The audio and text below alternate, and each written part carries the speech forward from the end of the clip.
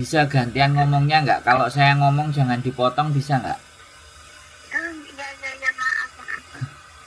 Penjelasan saya belum selesai sampai udah motong ya. Kan kita Ya, gantian. Jadi biar oke, oke. biar yang ngomong enak, yang dengerin juga enak. Bisa dipahami nggak? Oke.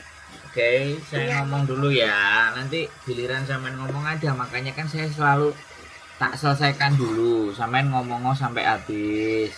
Apa-apa-apa. iya, Nanti baru saya iya, jawab. Karena saya nggak bisa ngasih penjelasannya pendek-pendek, itu nggak bisa. Saya bukan begitu tipenya. iya, Ya, oke. iya, Saya ngomong oke. dulu ya.